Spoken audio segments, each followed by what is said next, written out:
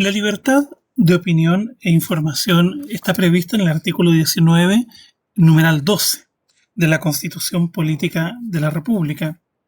Comprende un conjunto de libertades y normas, facultades, prohibiciones también, y limitaciones que provienen un poco de una experiencia adquirida, pero también el texto actual responde a lo que podríamos denominar em, la eliminación de algunos resabios que quedaban del texto aprobado en 1980 en esta materia en particular. No ha variado tanto el texto, excepto en lo que había en el inciso final. Sin embargo, hay abundante jurisprudencia, tanto internacional como nacional, que permite complementar algunos aspectos. ¿Qué comprende la libertad de opinión e información? En primer lugar, la libertad de opinión e información, que está en el inciso primero.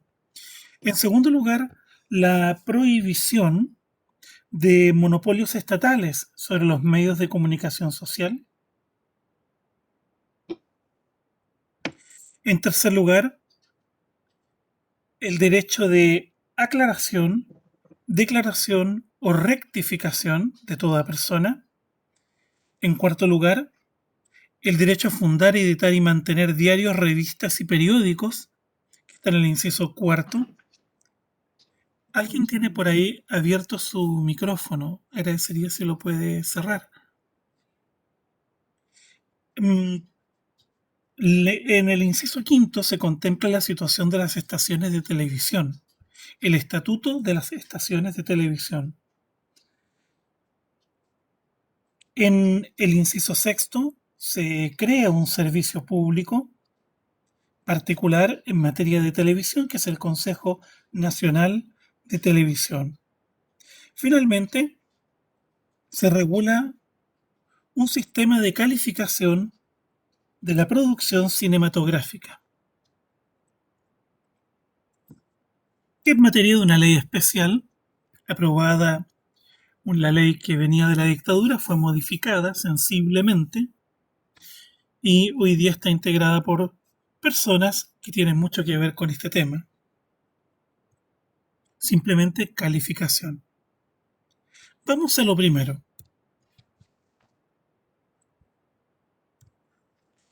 Libertad de opinión e información.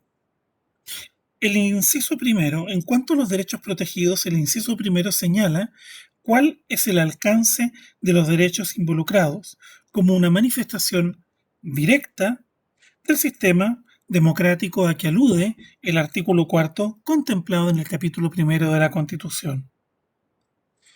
La libertad de opinión e información, que es expresada en el inciso primero del numeral 12 como la libertad de emitir opinión y la de informar sin censura previa, en cualquier forma y por cualquier medio. Esa es la esencia del derecho. Esas son las potestades, más bien dicho, las facultades y atributos que nos entrega. Y se agrega en la Constitución sin perjuicio de responder de los delitos y abusos que se cometan en el ejercicio de estas libertades. Esta norma tiene un claro sentido, no establece, no es una contradicción a la prohibición de censura previa. Simplemente uno tiene libertad para opinar e informar.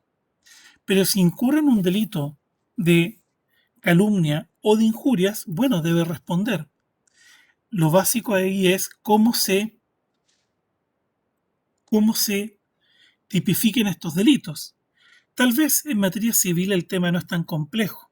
El tema complejo se plantea en relación con las ofensas a ciertos servicios públicos militarizados en el país, lo que es un resabio de una situación que viene desde la colonia, un resabio de lo que Brian Lofman ha identificado concretamente el núcleo histórico de la constitución de la tiranía, dado el papel que los militares han jugado en el sistema, en los sistemas políticos iberoamericanos, incluyendo el español. Les sugiero que si alguna vez pueden lean ese libro, La Constitución de la Tiranía. Es muy interesante lo que indaga el autor en distintas constituciones históricas, incluyendo la nuestra. Pues bien, ese resabio que queda ahí es tal vez lo más criticable. Ofensas a carabineros, ofensas a las Fuerzas Armadas, etcétera. Como si uno y otro fueran personas naturales. El artículo primero de la Ley 19.733 indica que ambos, la libertad de opinión y de información, constituyen un derecho fundamental de todas las personas. Se trata de dos derechos fundamentales distintos, pero que son complementarios: opinar e informar. Son complementarios porque la información se requiere para opinar. Este tema, estos derechos, están además reconocidos y asegurados en el derecho internacional de la persona humana, en los artículos 19 y 20 del Pacto Internacional de Derechos Civiles y Políticos y en el artículo 13 de la Convención Americana de Derechos Humanos. Esta última, en su artículo 13, asegura la libertad de pensamiento y de expresión.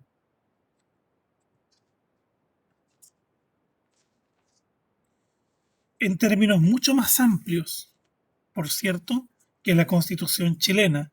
Si leemos el 13 número 1, nos damos cuenta que la Constitución chilena es de una orfandad absoluta. Dice el 13 número 1 que comprende la libertad de buscar, recibir y difundir informaciones e ideas de toda índole sin consideración de fronteras, oralmente, por escrito o en forma impresa o artística, o por cualquier otro procedimiento de su elección. El ejercicio del derecho no puede estar sujeto a censura previa, sino a responsabilidades ulteriores, las que deben estar expresamente fijadas por ley y ser necesarias para asegurar el respeto a los derechos o la reputación de los demás, la protección de la seguridad nacional, el orden público o la salud o moral públicas. No se puede restringir el derecho de expresión por vías o medios indirectos, tales como el abuso de controles oficiales o particulares de papel para periódicos, muy usual.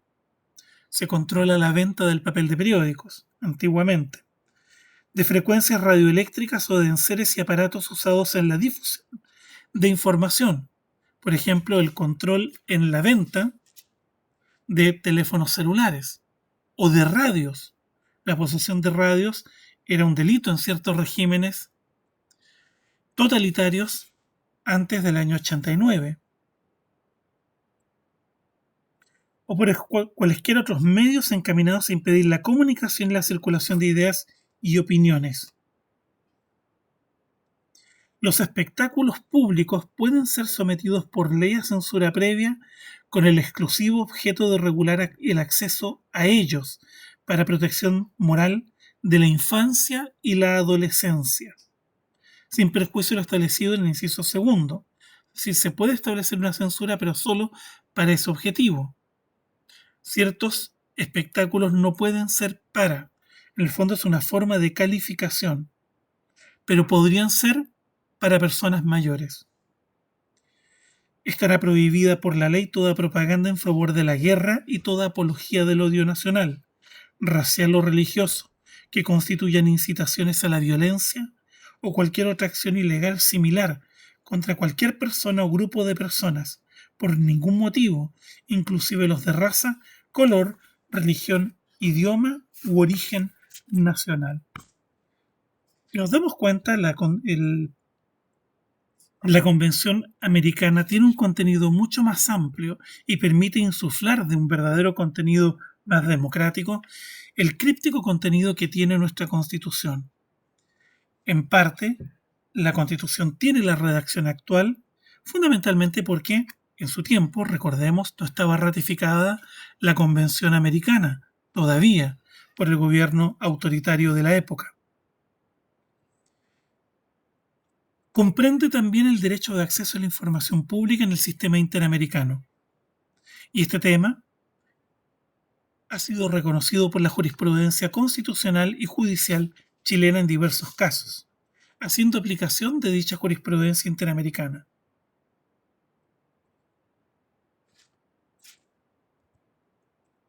¿Qué concepto podemos dar de libertad de opinión?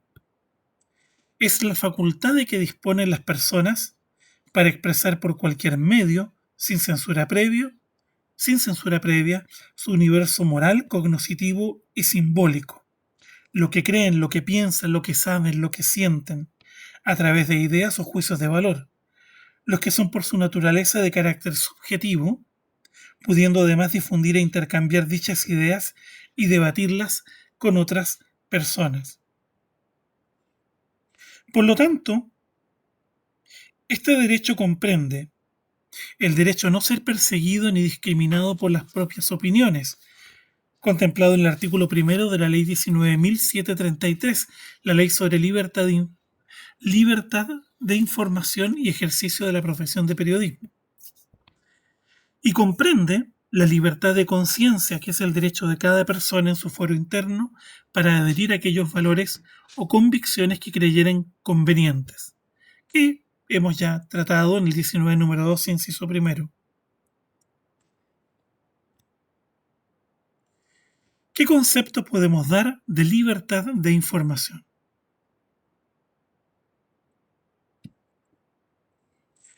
La libertad de información es el derecho fundamental de cada persona para ser partícipe de sus opiniones a otras personas, dando a conocerla a los demás. Se concreta por medio de los medios de comunicación social, incluidos hoy en día medios digitales, o también por medio de la formación de una opinión pública vigorosa e informada.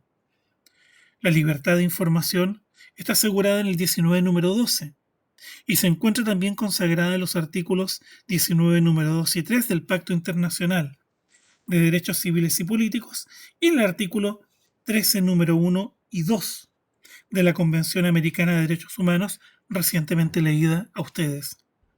Estos consagran además el derecho de acceso a la información pública, que es un principio básico de la publicidad y permite asegurar la transparencia. Si van a la ley 19.733, van a darse cuenta que el artículo primero de esta ley indica que comprende este derecho. Y el artículo segundo, inciso primero, define qué son medios de comunicación social. El artículo quinto define los periodistas. ¿Qué sucede con el derecho de acceso a la información pública? Este derecho, que existe en el derecho constitucional comparado y ha sido también receptado por la jurisprudencia internacional, fue deducido en nuestro país del artículo 19, número 12, por el Tribunal Constitucional en sentencias de los años 95, 2006 y 2007, y también por la doctrina. Ello incidió en la discusión de la Ley 19.733 y también en la dictación de la Ley 19.653, modificada por la Ley 20.285 del año 2009, que es sobre la Ley sobre Acceso a la Información Pública. La Ley sobre Acceso a la Información Pública se demoró 20 años en ser dictada precisamente por la resistencia de sucesivos gobiernos a brindar acceso a esta información, fundamentalmente porque las administraciones públicas son muy celosas de sus procesos. Este derecho en realidad lo ejerce la mayor parte del tiempo los periodistas.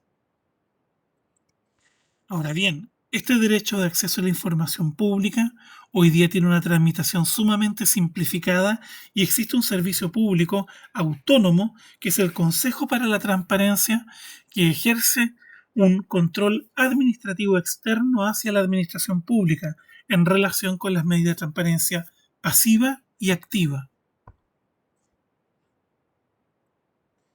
Sus actos y decisiones están sometidos a un control judicial contencioso administrativo, los del Consejo para la Transparencia. Ahora, insisto, este derecho de acceso a la información pública es sobremanera ejercido por periodistas.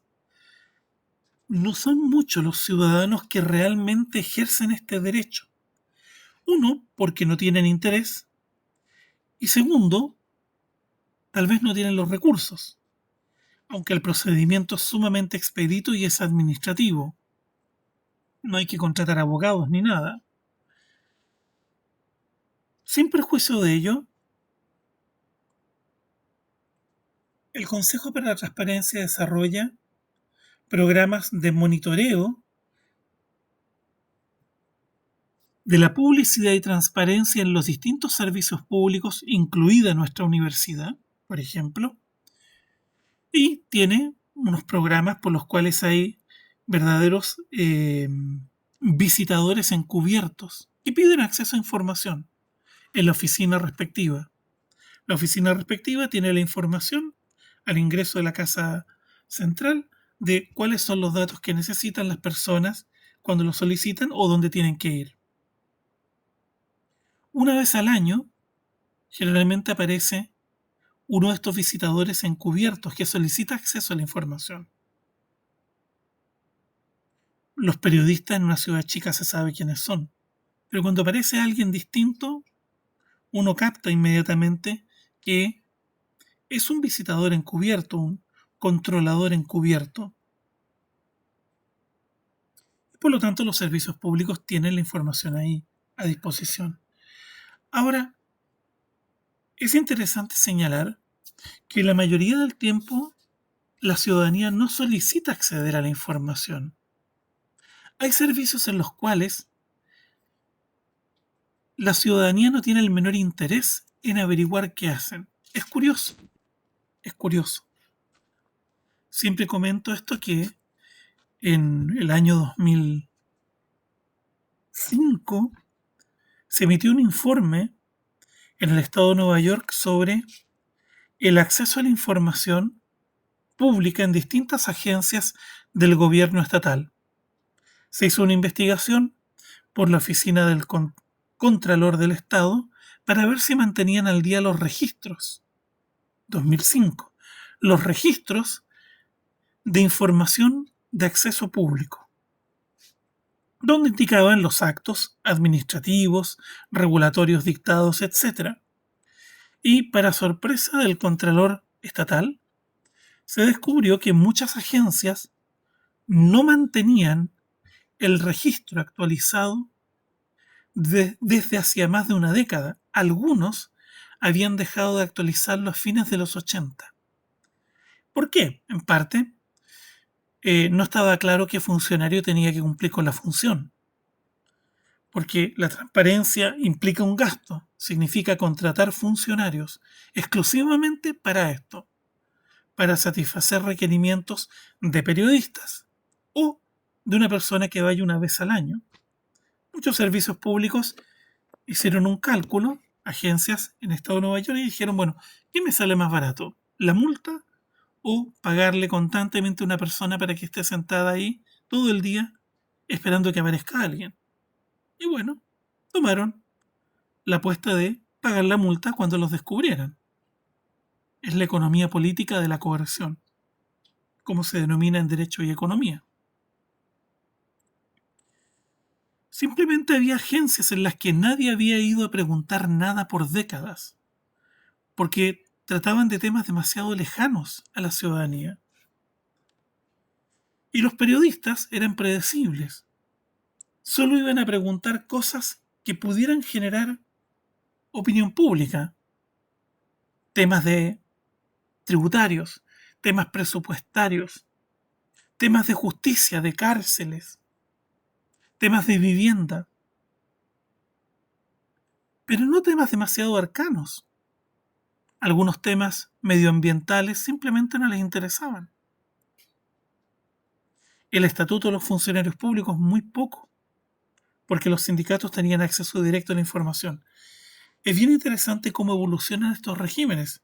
Todavía estamos muy cerca para saber lo que va a pasar en Chile.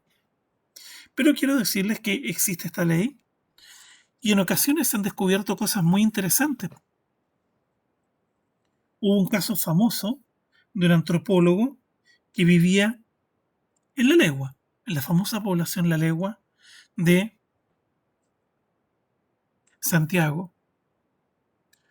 Este señor estaba cansado de que cada cierto tiempo hubiera operativos policiales en su barrio, helicópteros, que llegara atrasado a su trabajo porque no le dejaban salir, porque habían cortes de tránsito, etcétera, y que constantemente los ministros del Interior o los subsecretarios del Interior, hoy día hay un subsecretario de Seguridad Ciudadana, dijeran que estos operativos se hacían en cumplimiento del Plan Legua.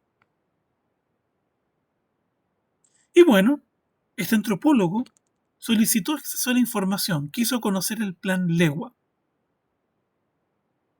plan que se estaba ejecutando hacía varios años por sucesivos gobiernos. ¿Y qué sucedió? Que no existía el Plan Legua. El Plan La Legua, el Plan Legua no eran sino mensajes y cartas intercambiadas desde el Ministerio del Interior a otras agencias, a carabineros, etcétera, para realizar operativos, pero no había realmente un plan La Legua para intervenir al barrio, empoderar a la comunidad, etcétera, nada. Y fue ante el Consejo para la Transparencia que el tema se terminó por resolver, dada la negativa del gobierno a entregar información sobre el plan La Legua. ¿Por qué? Porque no existían. ¿Qué es lo que aprendimos muchos de esto?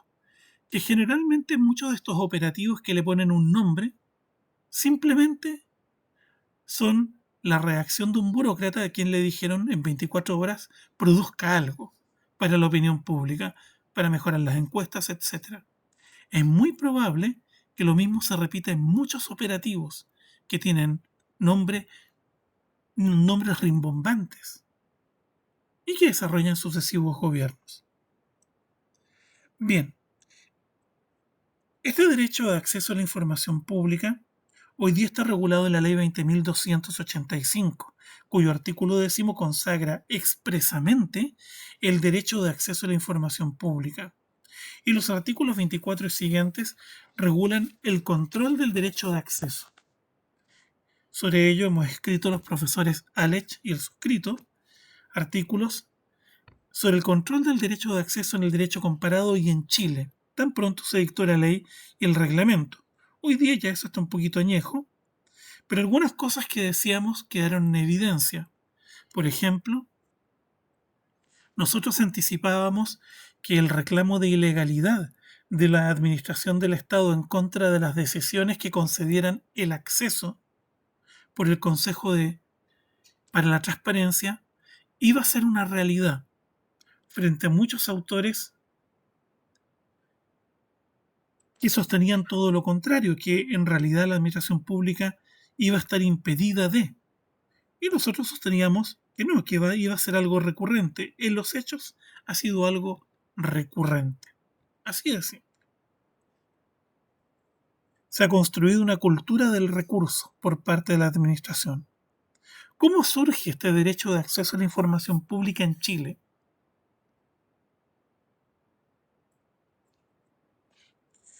En la discusión o en el debate habido en la Comisión de Estudios de la nueva Constitución, se planteó el tema si el derecho o la libertad de información comprendía el derecho a buscar información, tema complejo en plena dictadura para los periodistas. Segundo, si comprendía el derecho a acceder, si era buscar, comprendía el derecho a acceder a todo tipo de información y el derecho a la veracidad de la información, tema que está hoy en día en el tapete con los fake news. Producto de los tiempos que se vivían, hubo constancias en las actas que comprendía el derecho a buscar información. de las fuentes que correspondieran, pero no se dejó en el texto constitucional. En cuanto al derecho a la veracidad de la información, a que tendría derecho toda persona, incluidos los periodistas, se dio por supuesto, pero no se emitió ninguna, no se dejó ninguna constancia. Se partió del supuesto que la sociedad se iba a interesar por las noticias veraces, en una época en la cual los medios de comunicación social no eran tantos en Chile. Había la televisión, la radio, los medios impresos, los que quedaron después del golpe, muchos fueron cerrados, pero además estaban sometidos al control de la tristemente célebre DINACOS, la Dirección Nacional de Comunicación Social, que hacía el papel de censor.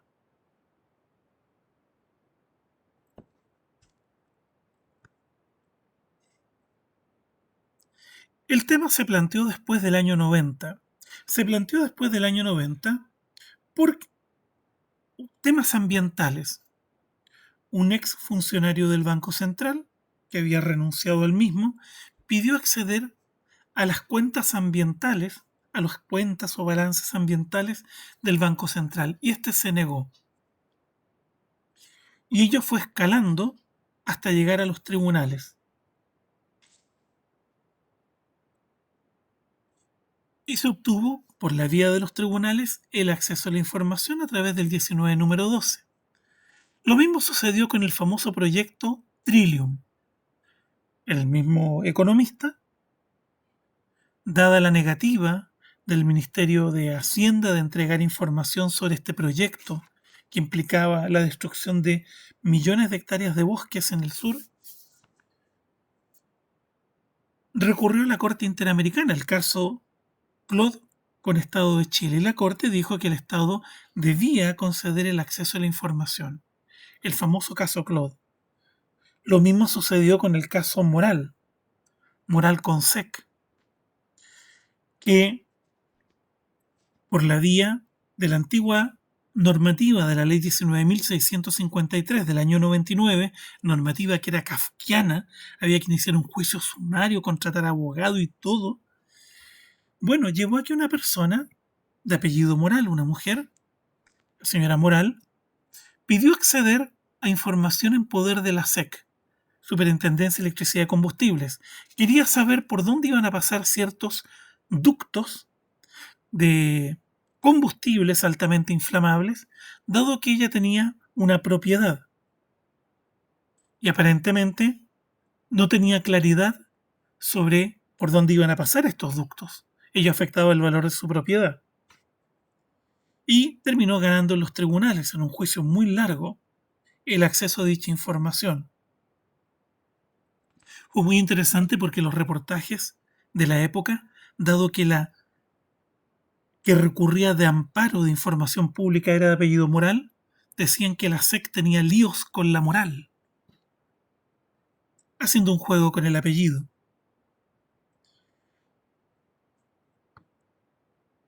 El profesor Alech y el suscrito, en aquella época más embrionaria, también fuimos del parecer, y así lo planteamos en varios trabajos, que el derecho de acceso a la información pública estaba comprendido en el 19 número 12. Era un derecho que ingresaba a través del bloque de la constitucionalidad de los derechos fundamentales. Eso lo escribimos en el año 2004, aproximadamente, antes de la reforma de la ley 2009.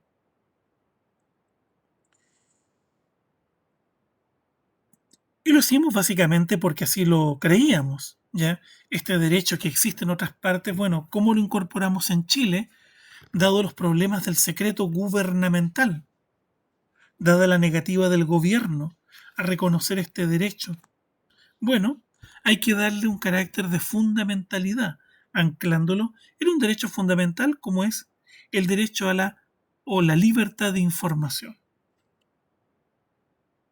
Por ahí fue invocado ese trabajo en algún juicio, después nos enteramos después de los años. Yo me fui a Estados Unidos, me sumergí en otras cosas, terminando el doctorado. Después nos enteramos que a alguien le habían aplicado ese artículo para fundamentar una sentencia. y ese alguien andaba buscando un tal Obando Yalech, etcétera. Tu abogado estaba furioso con nosotros. Bueno, fue un poco, produjo un poco de hilaridad en su momento cuando nos contaron. Años después, afortunadamente. El tiempo todo lo sana, fue mi respuesta.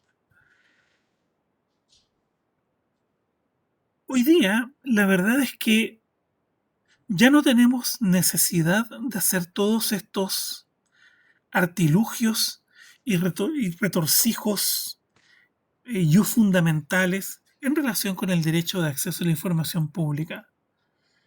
Podemos sostener con muy buenos argumentos que es un derecho fundamental. Podemos todavía recurrir al 19 número 12, pero dado que está tan ampliamente regulado en la ley del año 2009 y en su reglamento que va más allá de la ley, es que el principio básico en Chile hoy día es la publicidad y el acceso a la información pública. Y la excepción es el secreto, la reserva o secreto, que no son lo mismo. Secreto es secreto, no se permite a nadie el conocimiento. Reserva es un conocimiento limitado por pocas personas. En los servicios públicos hay unos timbres que dicen reservado, secreto, y cuando dice reservado contienen quienes pueden conocerlo y se les va colocando tickets. Por lo tanto, se puede controlar la filtración de información.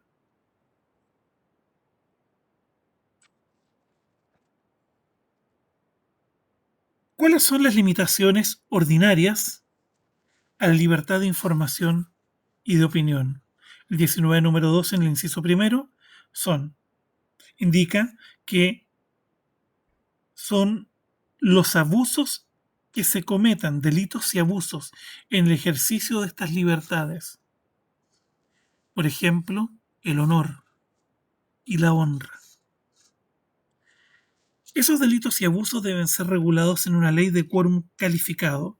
Se exige un quórum agravado precisamente para que la regla general sea la libertad de opinión y de información, y la excepción sean las limitaciones constitutivas de delitos y abusos.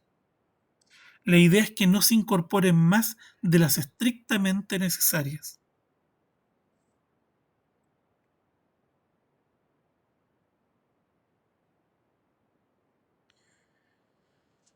El conjunto de estos desarrollos jurídicos entonces ha permitido darle una fundamentalidad a este derecho de acceso a la información pública pese a su omisión por el constituyente.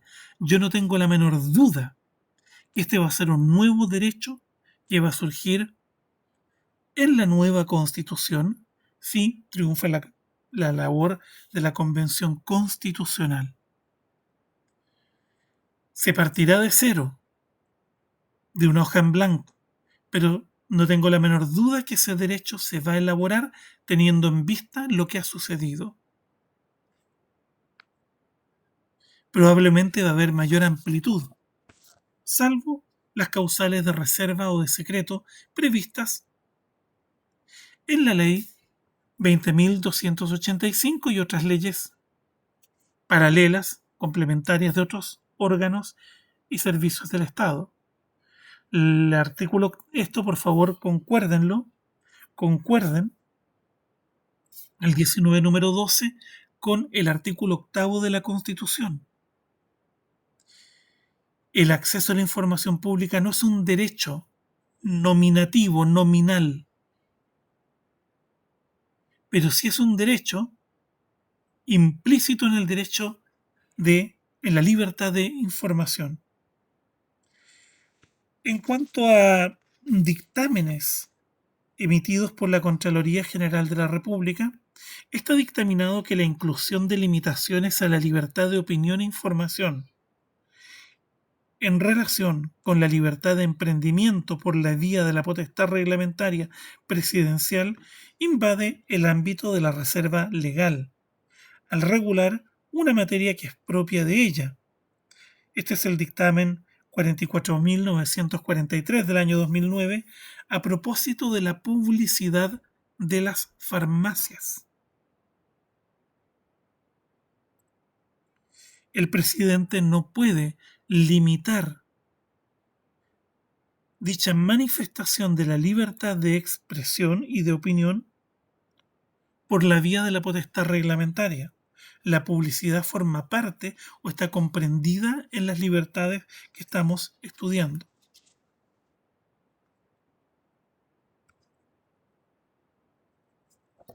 Íntimamente vinculado con la libertad de opinión y de información, la libertad de emitir opinión y la de informar, hay una libertad que nosotros ya estudiamos. ¿Cuál será esa?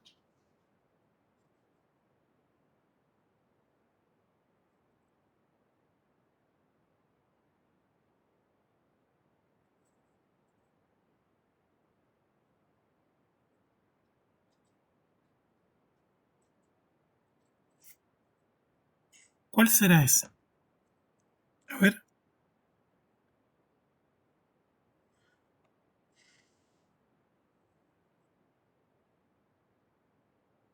La libertad de conciencia podría ser.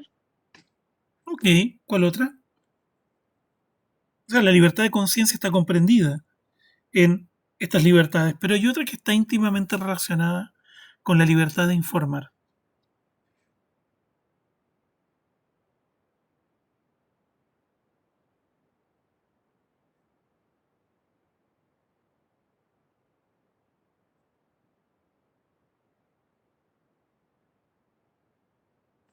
¿Se relaciona con la libertad de enseñanza, profesor? Concretamente, La de cátedra, me la imagino. libertad de cátedra, efectivamente, está íntimamente relacionada. De hecho, está asegurada a nivel legal en la Ley de Universidades Estatales y la Ley General de Educación.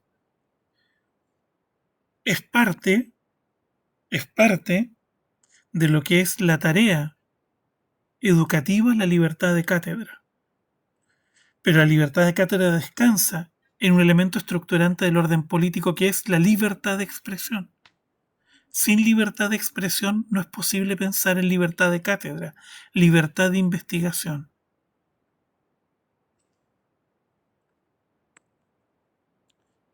Por ejemplo, por ejemplo, todo el debate que ha habido sobre la efectividad de algunas vacunas ha surgido porque en algunos países no hay libertad de expresión y por lo tanto los fabricantes se tratan de validar publicando los resultados en países que sí tienen libertad de expresión.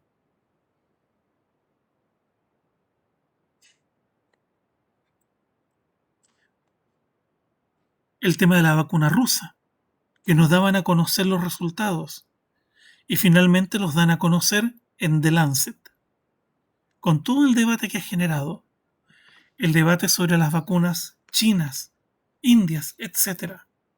India no es un problema, pero China y Rusia sí. Por eso es que ha sido tan interesante haber participado, que centros de investigación chilenos hayan participado en estas pruebas de las vacunas chinas, centros muy respetables. La Universidad Católica, la Universidad de Chile, la Universidad de la Frontera, que son referentes a nivel nacional en materia de investigación en temas de ciencias de la salud y medicina. Permiten validar un producto frente a la incertidumbre.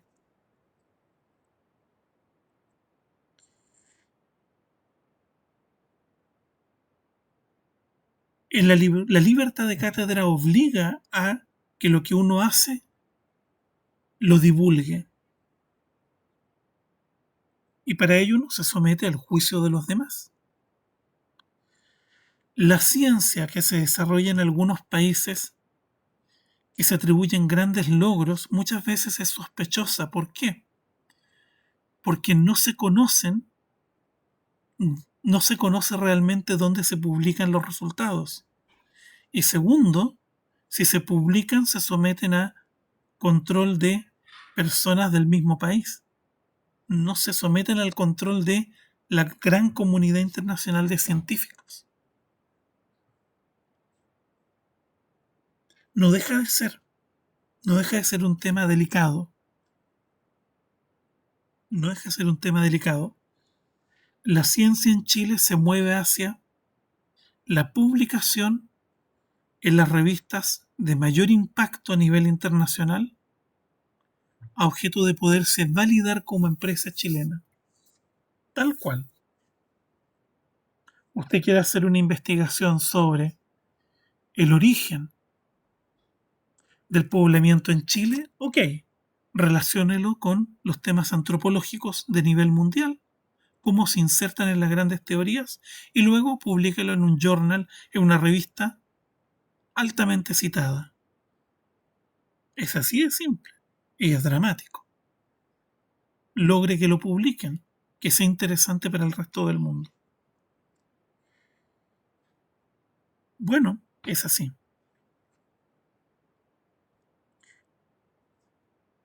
Esto obliga necesariamente a que dado que la libertad de expresión tiene esta concreción en la investigación, obliga a que los investigadores tengan que conocer más de un idioma, a lo menos un segundo idioma, para poderse dar a entender frente a esta amplia comunidad internacional.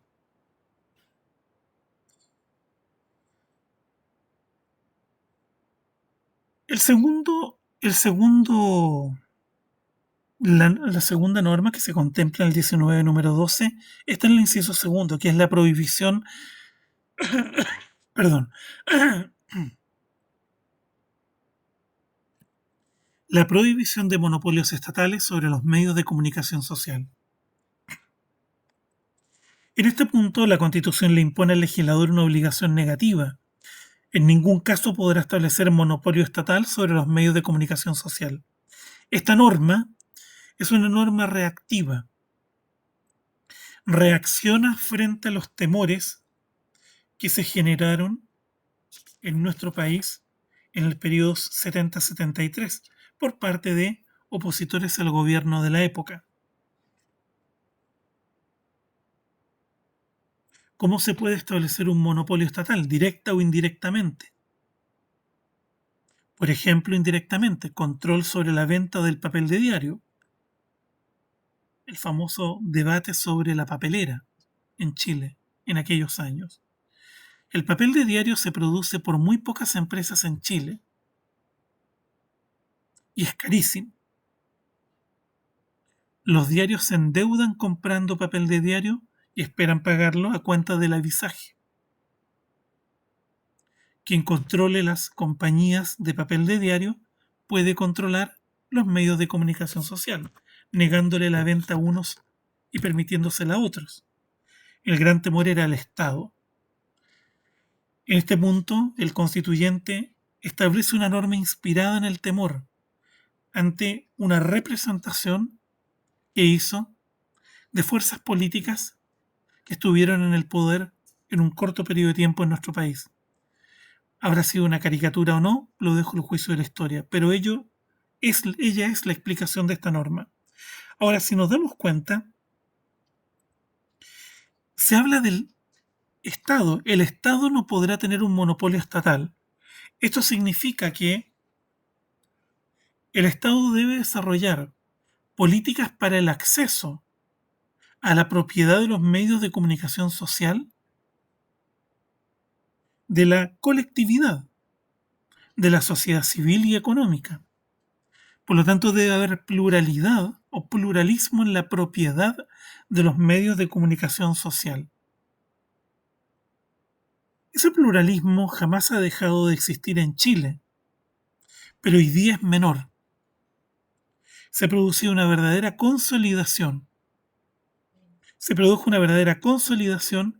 De los medios de comunicación social en materia sobre todo de prensa escrita, los dos grandes oligopolios, Copesa, Tercera y todos los diarios derivados, y Mercurio, que es Mercurio, Últimas Noticias y todos los diarios regionales. Sin embargo, el auge de los medios digitales se ha puesto en tela de juicio o ha dejado esta norma un poquito en el aire, porque hoy día existe una amplia oferta informativa a través de medios de comunicación digitales que se crean en forma no tan compleja. Uno debe responder de los delitos y abusos que cometa, obviamente, como en cualquier otro medio. Esto está en consonancia con el artículo tercero, la norma constitucional está en consonancia con el artículo tercero de la ley 19.733, que consagra el pluralismo informativo, en concordancia con los preceptos del capítulo primero de la Constitución. Sin embargo, en Chile no hay un problema de monopolio estatal. De hecho, el Estado se ha deshecho de todos los medios de comunicación social que eran de su propiedad. De la Radio Nacional, que estaba severamente endeudada al término de la dictadura, simplemente desapareció.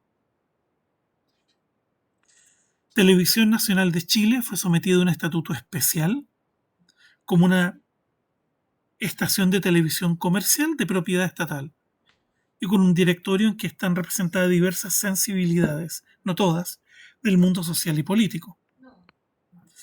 Compite como cualquier empresa comercial, no tiene privilegio alguno y en cierta medida es tan mala como cualquier otra.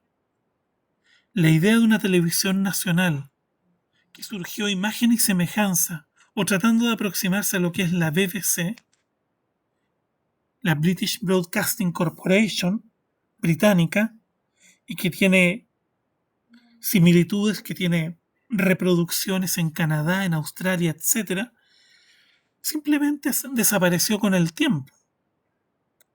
Lo mismo las estaciones de televisión universitarias. Simplemente no las pudieron mantener por las pérdidas.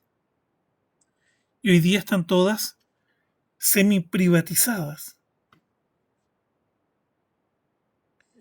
Por lo tanto, el mayor temor no es un monopolio estatal, es que haya monopolio u oligopolio privado.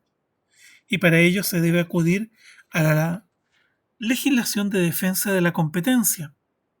La Fiscalía Nacional Económica y el Tribunal de Defensa de la Competencia tienen atribuciones en este punto. El Decreto Ley 211, de octubre del 73, modificado muchas veces, y el artículo 38 de la Ley 19.733 se refieren a estas materias. Así, por ejemplo, no es indiferente quien compre estaciones de radiodifusión. Cada vez que se incorpora una compañía extranjera y compra una cadena de radiodifusión, se ve por la Fiscalía Nacional Económica si es que se está produciendo un monopolio u oligopolio privado, dado el control que tienen de sucesivas cadenas. Es así que se ha negado la compra de cadenas completas a estaciones o empresas de radiodifusión extranjera, por temor a que controlen una parte importante del segmento en el espectro radioeléctrico.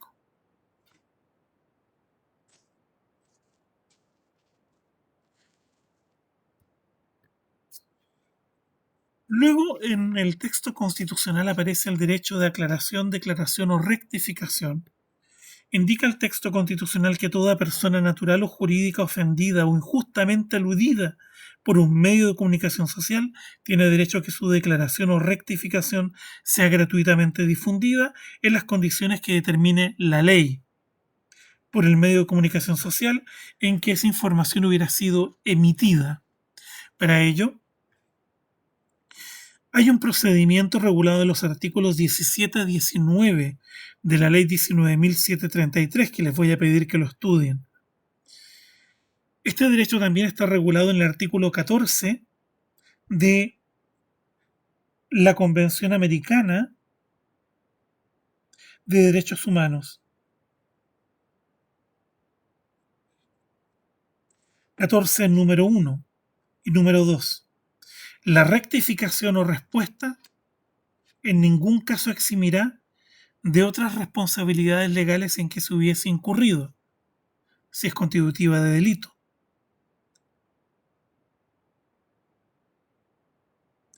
Tercero, dice el 14, número 3, para la efectiva protección de la honra y la reputación, Toda publicación o empresa periodística, cinematográfica, de radio o televisión tendrá una persona responsable que no esté protegida por inmunidades ni disponga de fuero especial.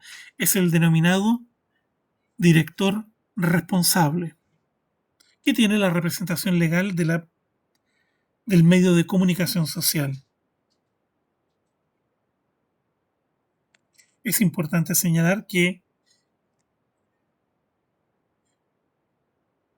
ser director tiene consecuencias legales eventualmente. Este derecho de aclaración o rectificación, insisto, tiene base constitucional y base convencional. No es ejercido regularmente. Y no es ejercido regularmente, uno, porque uno tiene un costo, las cartas notariales, todo eso tiene un costo, como ustedes verán, pero además, porque cada vez los medios en que esto se podría dar, que son los medios de prensa escrita, pierden relevancia en Chile. ¿Cómo se manifestaba lo anterior? Usualmente se colocaba, la idea es que se coloque en el mismo lugar en que apareció la alusión a la persona, la rectificación. Los medios de comunicación social lo hacían muchas veces con letritas más chicas, etcétera. De repente uno veía unos cuadritos donde habían rectificaciones. En ocasiones el medio no está dispuesto a la rectificación y coloca NDR, nota de la redacción, donde reafirma lo que sostuvo, etcétera.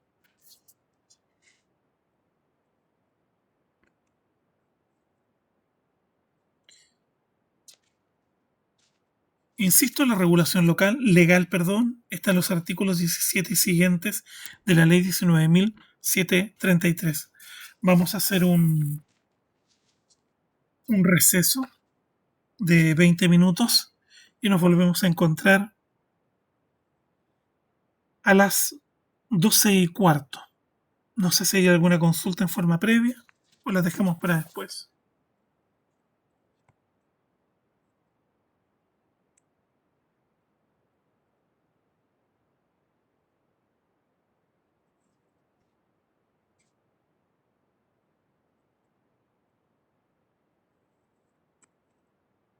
Bien,